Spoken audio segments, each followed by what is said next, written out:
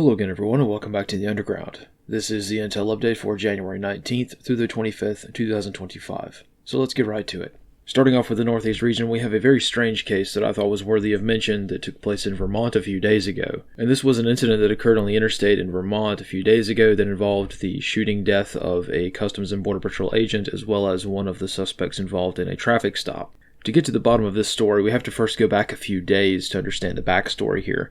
And a few days prior to the shooting, Felix Baucult and Teresa Jungblut, which I'm not entirely certain if these are their real names or aliases, or maybe they legally changed their names or something like that. I'm not entirely certain. Either way, Baucult and Jungblut were observed at a hotel in Vermont a few days prior to the shooting, in which they aroused suspicion. In short, one of the hotel employees noted that they were wearing very strange tactical style clothing, and the female in this case was open carrying a pistol on her belt, apparently. Now, once again, this in and of itself is not necessarily illegal at all in Vermont, so that's something that's very, very clear. It's perfectly fine to do that. However, these people were obviously drawing suspicion on themselves. So, law enforcement made contact with them, and through whatever occurred during that initial interview, or whatever you want to call it, that initial contact with law enforcement, various authorities decided these people are up to no good and we probably need to surveil them. So that's exactly what they did. As you might imagine, details are very, very sketchy, and the sequence of events is probably somewhat out of order. But from that initial contact with these two individuals, it became known, or it very likely became known. It hasn't been confirmed, but my personal guess is that authorities became aware that Baucult here was not an American citizen, but rather an illegal immigrant. In this case, he was a tech worker working for a trading firm, and he was a visa overstay. So he was an H-1B visa overstay, and at that point, it seems like, my personal guess once again, is that this is where Customs and Border Patrol started getting involved with this case. So a few days went by after this initial encounter, and these two individuals were openly being surveilled, and at least in one instance, according to the affidavit, they were spotted coming out of a local store after purchasing aluminum foil, and they were at least observed by the surveillance team to be wrapping their phones in aluminum foil. So once again, started acting suspicious. So it was probably at this point, again taking a little bit of analytical leeway here, it was probably at this point that a traffic stop was decided upon to question these people a little bit further as to what exactly they were doing. And of course, being within the jurisdiction of the Customs and Border Patrol buffer zone between the Canadian-American border, the Customs and Border Patrol agents had the jurisdiction to do so, so they initiated a traffic stop on the interstate. Once again, classic tactic. You want to get these people kind of away from anybody just in case something happens, and in classic fashion, something did happen. As soon as they were pulled over, they started shooting and killed one agent. So this is where the incident became public. This was reported as a shooting involving an illegal immigrant at first, which is technically correct, but it's not entirely what you might imagine it to be. There's much more to this case than meets the eye. During this encounter, Baucult himself was killed in the shootout as well, and Teresa Jungblut here was either able to escape or evade capture or something or other before she was arrested yesterday. So this is where the story becomes a little bit more interesting for me, at least personally here, because Teresa Jungblut is very hard to find. And the information on her specifically has been very, very hard to kind of nail down. First of all, we have the Vermont Daily Chronicle, which is a local newspaper, and they very obviously used the wrong photo to describe Teresa Jungblut in their article here. And this has not been corrected as of the recording of this brief. They actually used the mugshot of a woman who was arrested in San Antonio on the same day. So you think, okay, fine, that's fairly typical for mainstream media or any kind of local media, which is basically mainstream.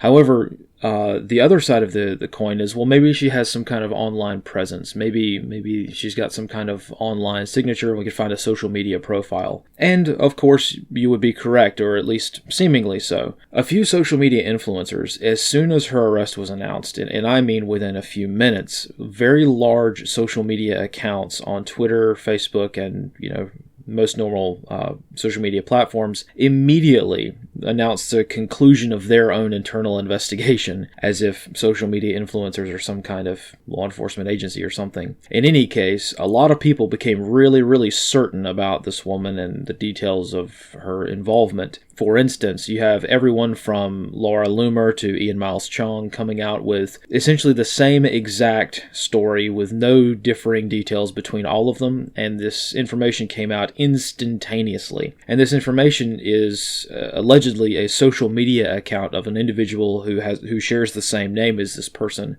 who was arrested, and essentially the claims that are being made by social media influencers that somehow have an awful lot of inside information. The details that are, or the claims that are being made, are that this was somehow tied to a transgender cult, that Teresa Youngblood here is actually a man and a transgender individual, and they're tied to local terroristic organizations in San Francisco. Those are the claims that are being made, and I have not been able to independently verify any of this, and I personally am very, very skeptical about the whole thing. So I did want to deliberately mention, and this is why this case is interesting to me. This case, to me, just my own gut feeling, is demonstrating what we might call deception indicators. There are a lot of indicators that are telling me that there are deception operations going on with this. For one, the speed of reporting. So the very minute that someone gets arrested or their name gets released, of course you're going to have people scour social media for accounts and things like that. And this is fairly common. We saw this with the Trump shooting, the first Trump shooting. That individual was basically a ghost online, and we still were able to find out his name and where he lived and a lot of details about him, even though we couldn't figure out that much. There was still something. In this case, a few minutes after this person's name was released in the affidavit by Customs and Border Patrol, by federal authorities, who, upon her arrest and this shooting and all that kind of stuff. We're talking just a few minutes here. An entire investigation package was developed by people who are not known for conducting open source investigations, and they're known for having inside information before the general public. It's very sketchy to me. So again, speed. If someone releases an investigation shockingly quickly, and we're not just talking a name, but you're able to draw links to transgender groups in San Francisco. I'm not saying it's incorrect. I'm saying that the speed at which that was done, you have to wonder, are these people really, really, really good at what they do, or are they being fed inside information in order to shape a narrative? So that's all I'm saying. A second thing is access. Does a person have the access to know the information that they have? And I have seen a lot of information floating out there on the internet with regards to this individual, specifically Teresa Youngblood here. I've seen a lot of information floating out there that if you were to examine that information, there's no way that a person would have access to that information in the open source world. There's a lot of stuff on the internet, but there are some things that are huge red flags to me. And when someone hops on social media and claims to have inside information that they would not have access to, you've got to treat that very, very carefully, right? And also, there's the aspect of the previous individual, the guy who was actually killed in this attack, Felix Baucult here. He was an H-1B visa overstay. Now, of course, not the ones that we tend to think of, but you have to wonder, why is this guy, the guy who was actually killed in the encounter, why is the narrative not on him? Why is it on this woman here? Why is the fake information coming out about this woman or man, if the transgender stuff is true? Either way, I find it very, very interesting that now we're talking about transgender cults in San Francisco and not the guy who's confirmed to be an H-1B visa overstay, who was being surveilled by the Department of Homeland Security for sketchy dealings. Do you see how it's very subtle? It's very, very subtle, but narrative shaping operations are 1000% at play,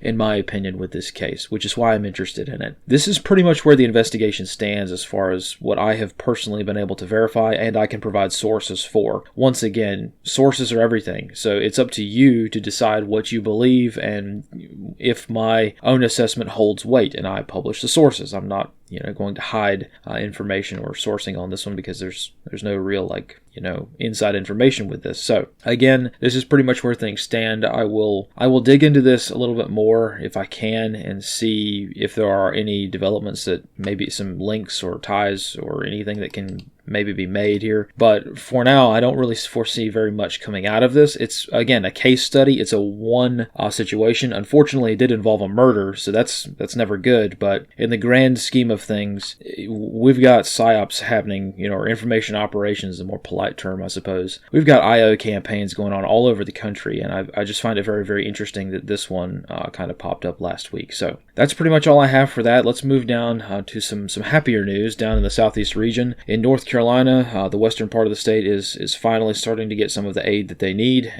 in the form of many things. Following President Trump's visit to the region yesterday, a few different announcements have been made. First and foremost is the U.S. Army Corps of Engineers is going to be conducting operations in the area to help rebuild a lot of critical infrastructure. Once again, this is something that has been a request for many months now since the crisis began, because this is what they do, right? This is the Army Corps of Engineers, and they basically were not tasked to do anything for this crisis, as far as I know, and this is one of their main missions, right, is to help with disaster recovery and rebuilding critical infrastructure and things like that. So that's a positive development there. Also housing. So the White House has announced that there are going to be more housing options available, not just temporary things, and also something that has kind of angered or inflamed the local government here, because North Carolina's politics, for those of you who are maybe not aware, is very, very, very corrupt, especially when it comes to things like real estate and permitting. The federal government, the White House, just announced an executive order to remove all permitting requirements for getting people back in their homes or rebuilding new homes. So I'm not entirely certain how that's going to work out. I don't know if an executive order can remove local, county, or city permitting requirements. I mean, I guess we'll see, but the White House and the feds are basically taking the perspective of let's just get it done. That's what Trump said about the whole thing. So we'll see how that works out. Once again, this has become kind of a bittersweet moment for those in Western North Carolina, because we're now finding out just how easy it was, with just a stroke of a pen to actually get some real practical help here and not have to rely on everyday average citizens to go out there and do disaster relief aid. A lot of people maybe don't understand, but I did want to highlight, look, most of the aid in Western North Carolina was privately done. And when I say privately done, not a lot of people understand. It was literally privately done. It was just people. A few people have asked me about this since the crisis kind of began, like what's the deal here? Maybe people around the country don't understand what occurred in Western North Carolina with regards to aid, so let me clarify just for a moment. When I say private aid, I'm not talking they were reimbursed. I'm talking some guy with a pickup truck went to Walmart and used his credit card to buy food and supplies, put it in the back of his pickup truck, and drove out to Western North Carolina and just handed it out to strangers. That's what I'm saying when I say that most of the aid in Western North Carolina was private. There was no coordination. Nobody told these people to do this. People just did it. And this is a very strange concept because people tend to think there were agencies involved and volunteer groups. And that did happen. There were a lot of groups that came in, and the western part of the state is most certainly thankful for it. But a lot of the initial aid that actually saved a lot of lives was quite literally people turning on the news, seeing there was a problem, and deciding, you know what, I'm going to go spend a few $100s and a tank of gas and go hand this out to random people. There was no coordination. Nobody ordered anybody to do things. There was no general call up for a lot of this. It was literally just people going to the store, buying things that they thought people might need, and driving out to churches and random people and just handing it out. That's what it was. It's the most purest form of volunteer aid. None of these people got reimbursed for any of this. Nobody got any kind of awards or anything like that. They just did it. And I think that point gets missed a lot of times from people around the country who don't understand because this is such a foreign concept of people actually helping each other. So I did want to highlight that because this has been the majority of this. And as time went on, the few days after the crisis, going into a couple of weeks, very gargantuanly large and very sophisticated disaster response efforts were all stood up by people literally who took vacation days. They took their vacation days, they took time off work to go do this, and they didn't get anything for it in return. Something to keep in mind. We definitely want to be thankful for those people who did that. And now that a lot of more substantial federal aid is going to be moving into the region, I think that's probably a good thing as well. So let's move up to Washington, D.C. and briefly mention something I wrote quite a bit about. Following the pardons of the J6 prisoners on the first day of Trump's inauguration, one of his initial actions was to pardon or commute the sentences of a lot of the J6 prisoners. Following that, not many people sort of paid attention to that, but a lot of them actually have still not been released. Most of them have. There were a few hundred, as far as I know, that were being held, and in most cases, their release went off without a hitch. It was fairly routine, not a problem at all. But once again, you have to be careful to understand once an executive order is issued, things first of all take time to come into effect, but also accountability must be had, right? And in many cases, I have seen enough evidence, and I've provided a lot of the sources in these wire reports. I've seen enough evidence for me to make the assessment that at least in some cases, a lot of prison staff and political leadership that had influence over these detention facilities are deliberately and wrongfully imprisoning people after their pardon. So my guess is that in some cases, they're probably waiting for the state to file charges so that they're dragging feet so that the J6 prisoners can walk out of the prison a free person and then immediately get arrested on the prison steps by state level authorities. That's my personal guess, because that's exactly what's happened in many cases at detention facilities around the country. They walk free on federal charges, and the state gets them with gotcha charges or something ridiculous to make sure they can't get away, right? So that's unfortunate, but it's kind of the way that it is, and I guess we'll just have to kind of keep an eye on that. But one of the main prisons that has been a problem is the Washington, D.C. Federal Detention Facility, and that one in particular because it's located in Washington, D.C., a kind of national capital region, autonomous kind of region, I suppose. My guess is that there's a lot of politics at play with that. So something to keep in mind, just because the president issues a pardon does not necessarily mean that the law enforcement or corrections authorities involved are actually going to carry that out. So something to keep in mind, is something to definitely be aware of. Moving down to the southwestern region, as many of you have seen this week, a lot of troops have been deployed to the southern U.S. border, once again to supplement the long-standing defense mission down there on the border. It's going to be interesting to see which units are deployed. I have not done the work to see how many troops, but so far I've seen an additional 1,500 soldiers of Title 10 and Title 50 orders, interestingly enough, being deployed down there to that region. It will take some time to figure out how things are going to shake out and how things are going to work out on the border, but as you might expect, as many people could probably assess, this is a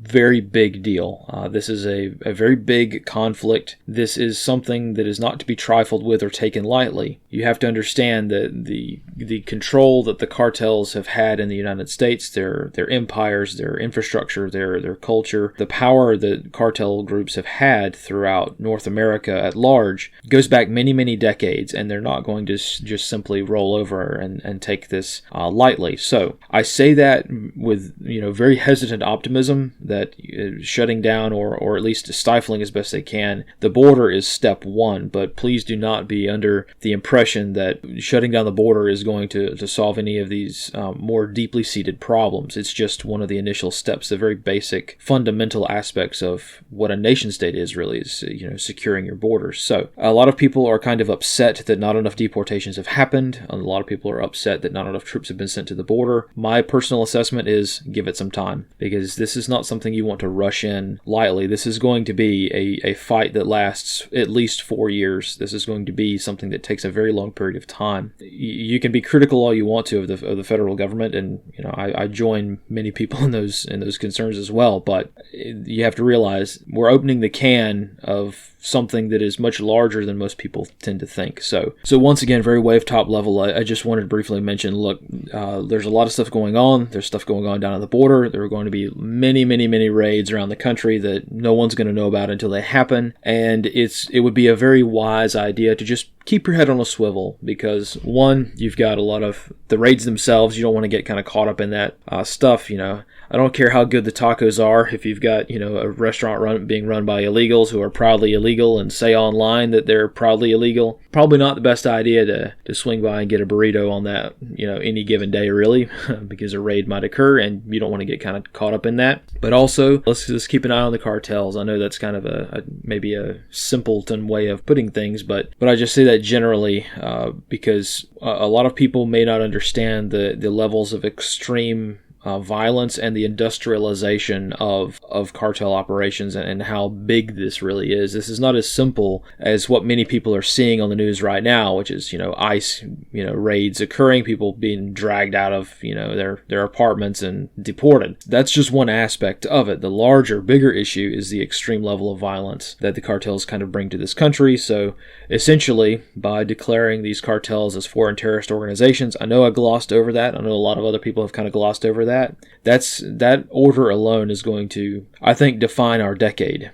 because that is a very, very big deal. It opens up a lot of resources that can be used against the cartel, and it's essentially a declaration of war against the cartels. And so once again, in warfare, the enemy has a vote, and we always have to be mindful that these deportation operations are not going to completely be without resistance in many areas. Moving out west, let's briefly talk about the California fires, more specifically the Moss Landing fire. I'm terribly sorry, I forgot to mention this a few days ago, but it is important, so I'll mention it now. This is the Moss Landing fire. This was the fire at the very large power plant / very large lithium battery storage facility. One thing I did want to mention that I forgot to is a few days after this fire, locals started reporting physical sickness. Once again, very classic symptoms of inhaling fumes or hazardous materials from lithium fires. Everyone knows that lithium fires are exceptionally bad for your health, and this was a very large fire involving lithium batteries and a lot of the hazmat stuff there. Now, I did want to mention this again because I have seen varying statistics on this, so I won't throw out a specific number. It appears as if the agricultural community that Moss Landing is,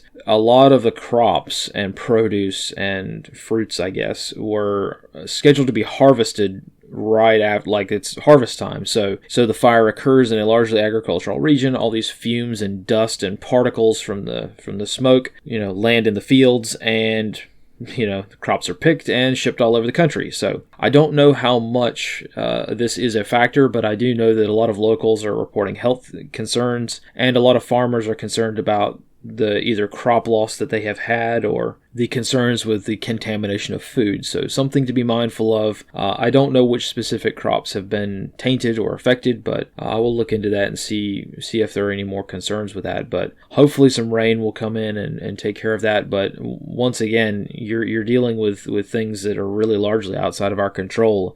Fumes or particles from smoke landing hundreds of miles away can certainly impact agricultural efforts. So something to be mindful of if you're in the market for produce anytime soon. Moving overseas, I also wanted to briefly mention the unrest in the United Kingdom with regards to the Southport murders controversy. So for those who maybe have not been following this story, again, this story is very, very different, I think, and as far as the national level atmospherics within the United Kingdom, it's being very different in terms of what the attack means and what it resulted in for the nation. So this is not your standard knife attack. This is probably one of the most horrific crimes that has occurred in the United Kingdom with regards to murders, especially the murders of very young children. So I will not get into the details of the attack, but it is these exact details that has caused this controversy, because this attack, for one, took a very long period of time to conduct, and the levels of violence that were exhibited during this attack are just indescribable. So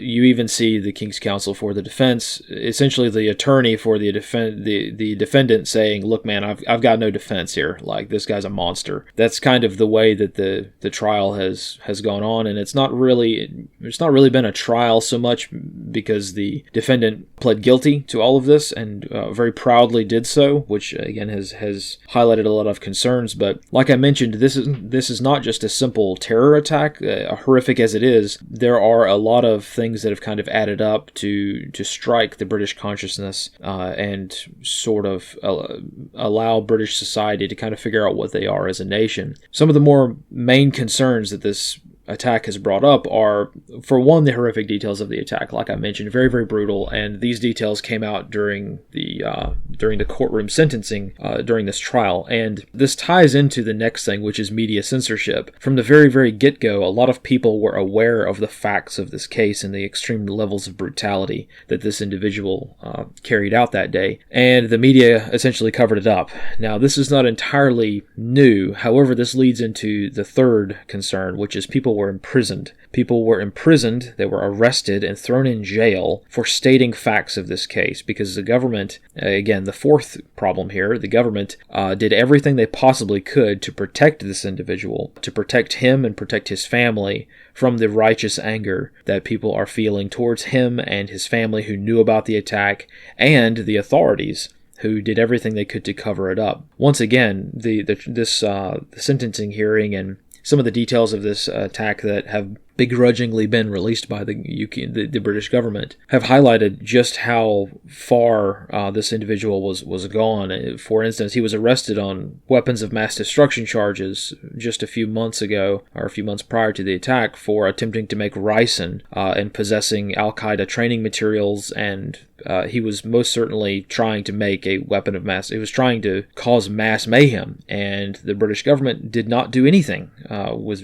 regards to preventing him from doing so. So once again, immigrant from Rwanda, we all know how this goes, and unfortunately, I think that the horrific details of this are just too much for British society to bear at the moment. So that's why I wanted to mention this. Again, I'm not British. I have no dog in this fight, but I think that incidents like this, incidents like what's going on in South Africa as well, which I need to speak more deliberately about at some point, these kinds of events can serve as a sort of litmus test here in the United States for, I guess, for lack of a better term, societal shift, or a decision point, meaning the decision of what does it mean to be in a society, what does it mean, what is our civilization defined as, what does it mean to be a British citizen, or in our case over here, American citizens. And this has really caused a lot of these issues to kind of come out, and I think that the British people are going to arrive at these solutions at some point, or either that or the British Empire is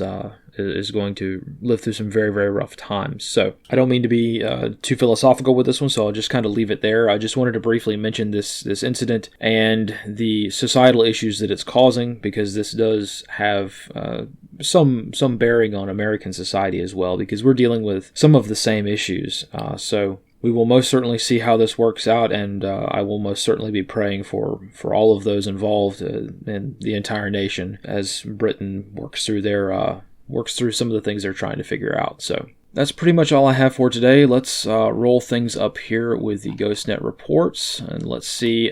This week I was not able to get too many. I did get some, but a lot of partial messages. I'm not entirely certain. Like in classic fashion, I was expecting propagation to be pretty good, and it wasn't. So maybe the day is getting longer. I don't know. But yeah, it's one of those things where some weeks are good, some weeks are not so great on my end. But a lot of you, I was able to see, we're talking to each other, and that's always good. So even if I can't win, at least somebody else can. Someone also did mention that the winter field day is coming up, and as of this report, I think it will probably be over by the time this video gets out. So sorry about that for the timing on that one. But yeah, for those of you who are into contesting and things like that with the ham radio world, that's something that most of you would probably already be aware of anyway. So it was on the 25th and 26th, so hopefully I'll be able to get this one out pretty early. But yeah, that's pretty much all I have for today. Again, here are the sources for this time. Once again, just as a reminder, for those of you who are not aware, all of these sources for all of the wire reports that I put out throughout the week are listed on my Obsidian page. That's kind of the platform that I'm using to corral all of my sources